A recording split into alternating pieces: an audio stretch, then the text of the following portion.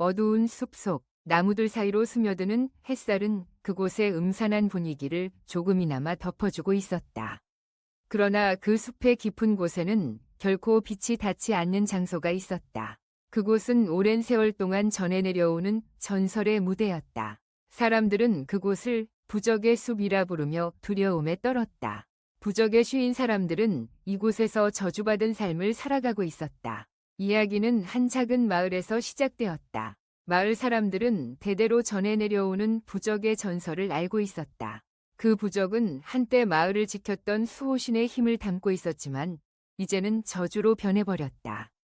부적이 쉬인 사람들은 그들의 삶을 송두리째 빼앗긴 채 그저 저주가 풀리기를 기다리며 살아가야 했다.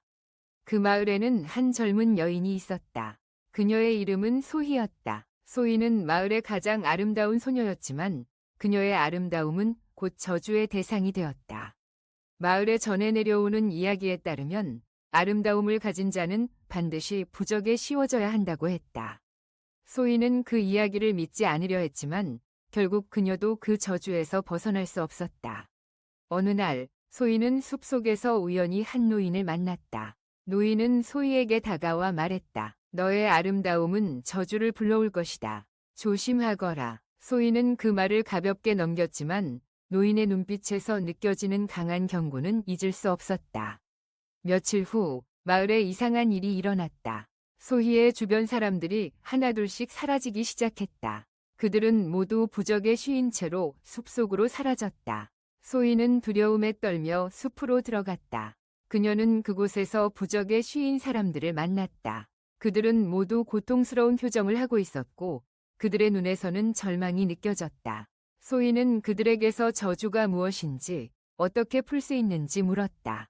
그들은 대답 대신 그녀를 바라보았다. 그들의 시선은 마치 소희에게 경고를 하는 듯했다. 부적은 우리의 영혼을 가두고 있어. 우리는 이곳에서 벗어날 수 없어. 한 남자가 말했다. 그의 목소리에는 슬픔과 분노가 섞여 있었다. 소희는 그들의 이야기를 듣고 마음이 아팠다. 그녀는 자신이 저주를 피할 수 있을 것이라고 생각했지만 이제는 그 저주가 자신에게도 다가오고 있다는 것을 느꼈다. 소희는 부적에 쉬인 사람들을 구하기 위해 방법을 찾아야 했다. 그녀는 마을의 전설을 다시 생각해 보았다.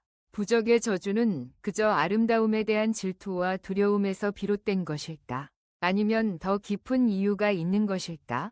소희는 그 답을 찾기 위해 숲속에 더 깊이 들어갔다. 숲의 중심부에는 오래된 사당이 있었다. 그곳은 마을 사람들이 두려워하는 장소였다. 소희는 두려움을 이기고 사당으로 향했다. 사당 안에는 신비로운 기운이 감돌고 있었고 그곳에서 소희는 또 다른 부적을 발견했다.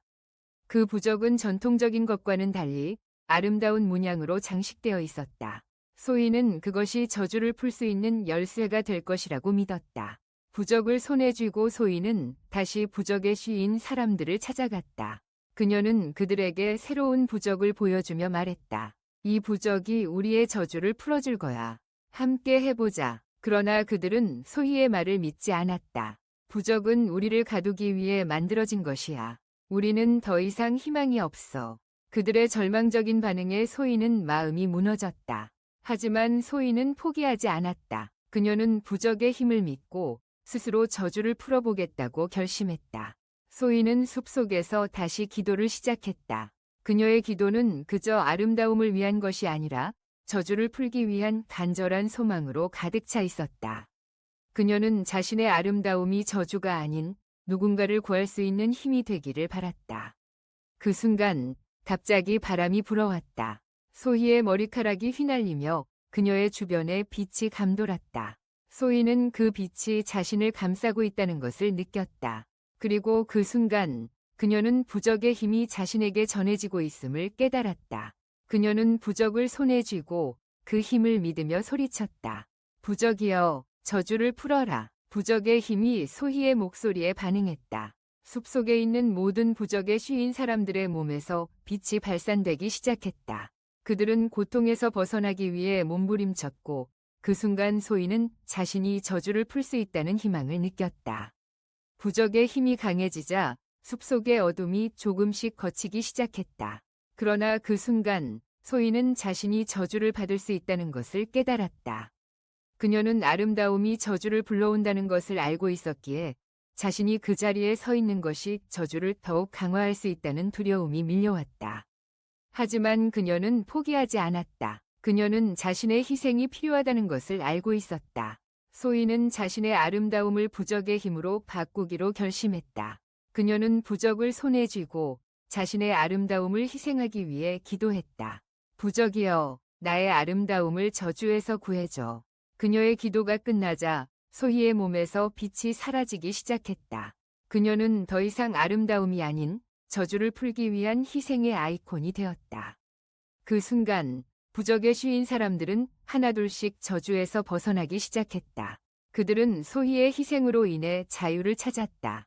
소희는 그들의 눈빛에서 희망을 발견했다. 그들이 저주에서 벗어나는 순간 소희는 자신의 존재가 더 이상 필요하지 않다는 것을 깨달았다. 그녀는 부적의 힘에 의해 저주를 풀었지만 그 대가로 자신의 아름다움을 잃었다. 소희는 이제 더 이상 아름다운 소녀가 아니었다. 그녀는 부적의 힘으로 저주를 풀어낸 영웅이 되었다. 그러나 그녀의 마음속에는 깊은 슬픔이 자리 잡았다. 자신이 사랑했던 아름다움이 사라졌다는 사실은 그녀에게 큰 상처가 되었다. 하지만 그녀는 그 상처를 감추고 부적을 풀어낸 사람들을 바라보았다.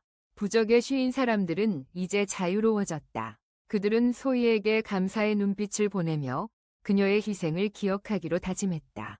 소희는 그들의 눈빛에서 자신이 한 일이 결코 헛되지 않았음을 느꼈다. 저주가 풀린 후 그들은 다시 마을로 돌아갔고 소희는 숲속에 남아 있었다. 그녀는 이제 더 이상 아름다움으로 기억되지 않을 것이다. 그녀는 부적의 저주를 이겨낸 영웅으로 남을 것이었다. 소희는 자신의 희생이 마을 사람들에게 새로운 희망이 되기를 바랐다. 그녀는 숲속에서 홀로 남아 저주를 이겨낸 사람들을 위해 기도하기로 결심했다. 그녀의 기도는 이제 더 이상 아름다움을 위한 것이 아닌 사랑과 희망을 위한 것이었다. 부적의 숲은 이제 더 이상 저주받은 장소가 아니었다. 소희의 희생으로 인해 그곳은 새로운 시작의 장소가 되었다. 사람들은 부적의 저주를 두려워하지 않고 오히려 그곳에서 희망을 찾기로 결심했다. 소희는 그들의 마음속에 영원히 남아있을 것이었다. 그녀의 이야기는 전설이 되어 마을 사람들에게 전해질 것이다. 이제 부적에 씌인 사람들의 비극적인 이야기는 끝났다. 그러나 그들의 희망은 여전히 숲속에 남아있었다. 소희의 희생은 마을 사람들에게 새로운 삶의 의미를 제시했다. 저주는 이제 과거의 이야기로 남았고 숲속의 빛은 희망의 상징으로 남아있었다. 소희는 부적의 힘을 통해 아름다움을 잃었지만 그 대신 더 큰 가치를 얻었다. 그녀는 이제 사랑과 희망의 아이콘으로 남아 그 숲을 지키는 수호신이 되었다.